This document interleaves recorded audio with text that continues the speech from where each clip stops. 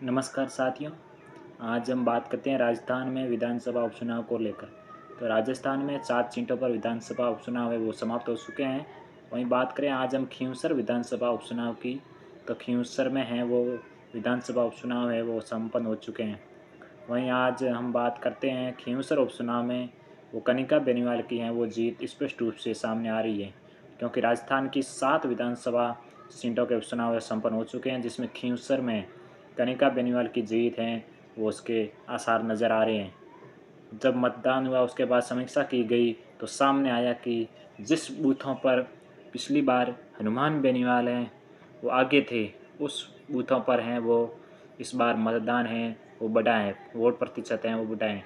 और जिस बूथों पर पिछली बार रेवतराम डांगा हैं वो आगे थे, उस बूथों पर इस बार है वो मतदान है वो घटा है। तो अब हम देखने की बात होगी कि जिस बूथों पर है वो हनुमान बेनीवाल है पिछली बार आगे थे, उस बूथों पर ही इस बार मतदान बढ़ा है, जिससे ये स्पष्ट रूप से सामने आया है कि इस बार हैं वो खींवसर में कनिका बेनीवाल हैं वो 7,000 से 10,000 वोटों के अंतराल से हैं वो चुनाव जीत रही है। क्योंकि इस बार पिछली बार की तुलना में है वो इस बार 10,000 वोट हैं वो ज़्यादा पड़े हैं, जिससे ये स्पष्ट हो रहा है कि इस बार हैं वो कनिका बेनीवाल चुनाव जीत रही है। लेकिन खींवसर की जनता है वो उसने मतदान पेटियों में है वो इस बार किसको वोट प्रतिशत है वो ज़्यादा दिए हैं वो आने वाला समय बताएगा।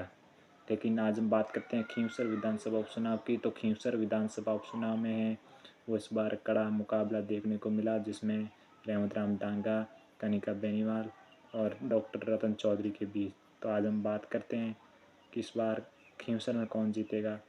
तो हमारे अनुमान के आधार पर हम बता रहे हैं कि इस बार हैं वो 7,000 से 10,000 के बीच हैं वो कनिका बेनीवाल चुनाव जीत रही है।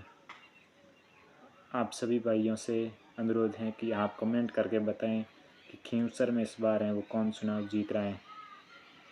इसके बाद ही पता चलेगा, लेकिन 23 नवंबर को मतगणना होगी, उसके बाद नतीजे सामने आएंगे। 23 नवंबर को ही मतगणना होगी और उसके बाद हम आपको बताएंगे कि हमारा अनुमान कितना सही है। हमारे अनुमान के आधार पर हमने समीक्षा की है, जिसमें कनिका बेनीवाल हैं वो 7,000 से 10,000 वोटों के अंतराल से वो चुनाव जीत रही है।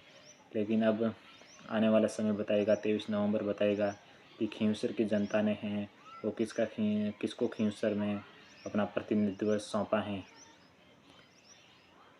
क्योंकि पिछली बार हनुमान बेनीवाल हैं वो रेवतराम डांगा से 2,059 वोटों से वो चुनाव जीते थे।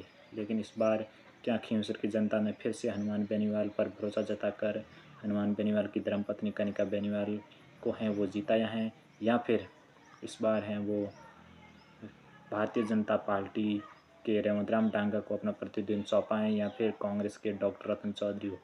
मैं खींवसर के तमाम भाइयों से अनुरोध है कि वो कमेंट करके बताएं कि इस बार खींवसर में आप सब लोगों ने किसको अपना प्रतिनिधित्व सौंपा है।